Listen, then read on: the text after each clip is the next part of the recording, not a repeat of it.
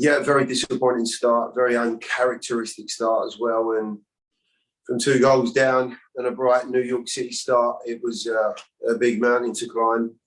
I did feel as though there were some moments after the first goal that we got ourselves into some very decent positions. And in fact, the first half, I thought there were some nice moments. But it wasn't until the final 20, 25 minutes with a little bit of shift in shape that we were able to get any traction, a goal, and, make something of the game after such a difficult first 20 minutes.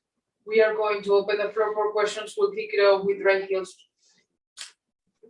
Hey, Gary, you said uncharacteristic there. I'm curious, did you sense a lack of alertness as maybe the best way to explain that? If not, how would you explain what was uncharacteristic about Nashville tonight? And secondly, what was the right side for New York tonight? Ledesma and Pereira and NSH. What was about them on the right that was so tough for Nashville to defend tonight?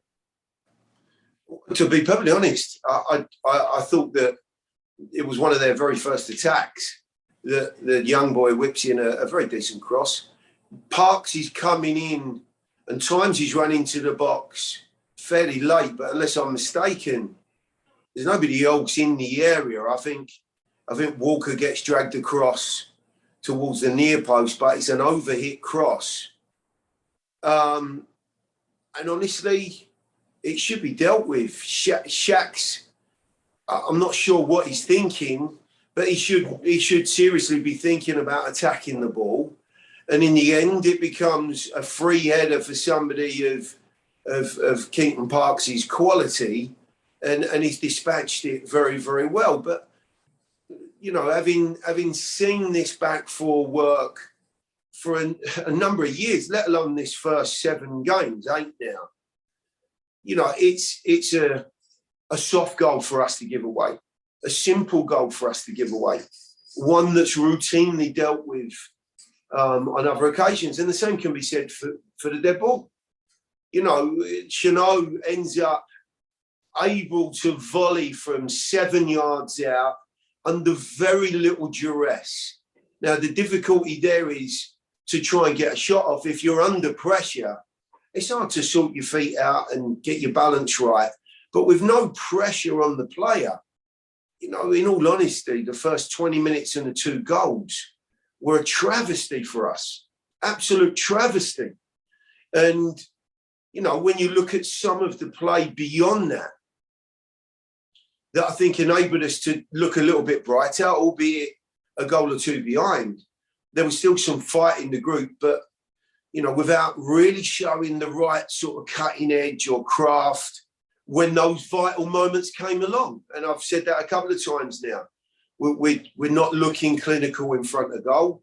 We find ourselves in some good spots, but, whatever or why, the group looks as, I would say, just off colour at the moment in that final third. It's something that, we have to continually keep working on. But it wasn't until we scored, Drake, that we looked like there was something really to fight for. Ben Wright with the next question.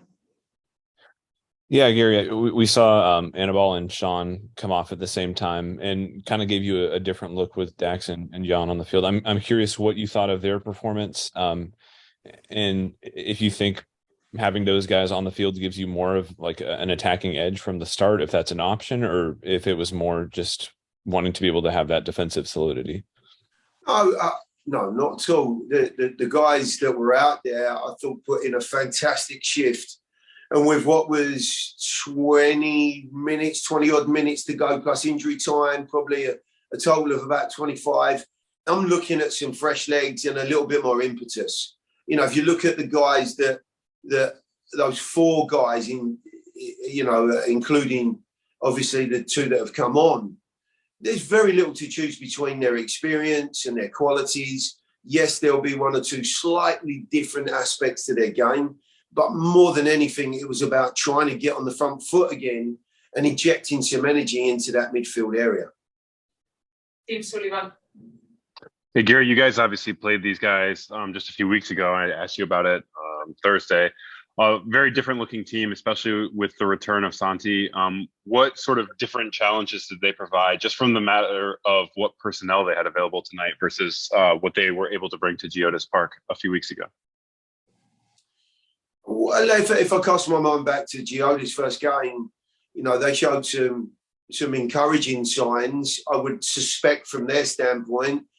But knowing they were waiting on 2 or 3 players, tonight you've seen a team that are developing, are growing, forming a better relationship in those creative areas, probably game on game.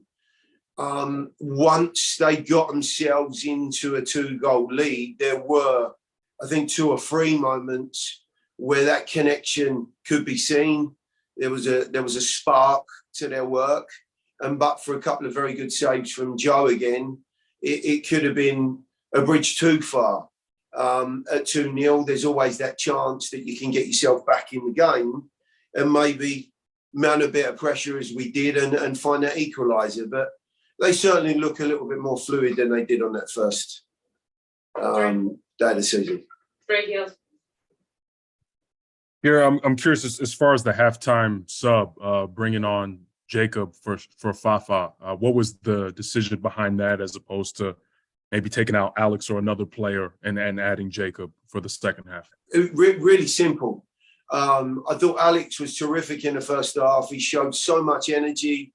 And on this very tight field, the game's not just about, being in a good creative mindset. It's about regains and transitions. So much can happen by winning the ball in that middle third of the field and breaking out of there with some positivity and brightness. So I thought Alex was terrific. It wasn't that I thought Fafa was particularly poor. I was just looking for a different dimension to the group. The fullback had been booked. I was hoping that we could feed Jacob. We could get him actually trying to take the player on down the outside and ask some questions of the young boy. It didn't quite work out that way. There were 1 or 2 moments, but it really was just to find a slightly different look and dimension to a team that were 2 goals down. Simple as that. Then right with the final question for Coach. Yeah, Gary, we've talked a good bit about kind of secondary scoring and getting production from the strikers.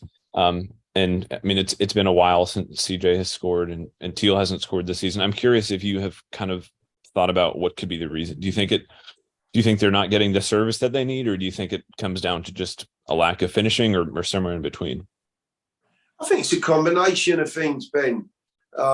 You've mentioned it there. In a team that's firing on all cylinders, and when we are, those guys get opportunities. Their connection with Hany or the wide players is and can be very instrumental. They're not getting that service at the moment. They're getting some. It's erratic. It's not as clean and clear cut as we've seen in the past. And I do think there are things in their own game that they can, keep trying to nail down. Timing of movements and connections with other people. But ultimately, they're experienced enough to know that somehow, some way, they've got to force the ball over the line for their own sakes and their own confidence. And, of course, for the team's benefit. And I'm sure it will happen with one of those guys, or both of them, hopefully. But the longer it goes on, the more it feels like it's a bit of a weight on their shoulders. I've got every faith in them. I've got every faith in the guys that are just showing some uncertain signs and erratic signs out wide. I'm sure will come good. And tonight's just been a difficult night in the opening 20 minutes. Other than that, it looked like a very competitive and a strong finish from a side that believed they could get something out of it. Yeah, I'm happy to score a goal, but in the end, it wasn't enough. I think we weren't ready the first 20 minutes. The 2 goals were very early in the game, and we have to defend better there in these moments. And now we have a couple of home games, and we have to get back to the winning streak. We are going to open the floor for questions. We're gonna kick it off with those on the Zoom. Drake, go ahead. Hey, Hany, Gary said that the team didn't play characteristic like themselves. How would you describe how you guys played tonight? You guys felt like you were yourself, or you not yourself? Yeah, I think it wasn't our best game from the first minute. Probably he meant that with what he was saying. We started normally we start the games pretty decent. Today we couldn't start good, and then it's tough. You know, you're 2-0 down after 20 minutes. That's a difficult start. And we have to do better. We have to analyze it on Monday, and need to have a clear game plan for LAFC. We know how strong they are, and we have to be ready. We can't sleep again the first 20 minutes because they will be ready too. Ben Wright. Yeah, Hany, it felt like in the last 60 or so minutes of the game, you guys were pretty level with NYC FC and were able to create a bunch of chances.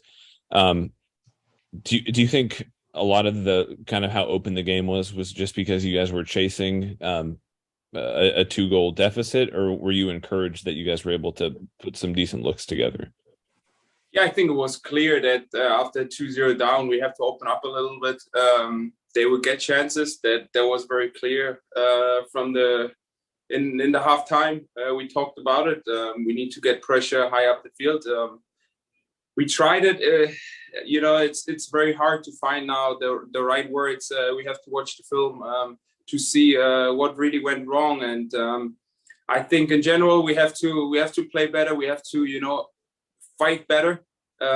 That's one of our strengths, the mentality to even if it's not going our way, that we dig in and that we say, okay, let's keep the 0-0 for now, and then you have the second half where you can win the game, and that's normally our strengths, and we have to get back to that. Thank you, Hany.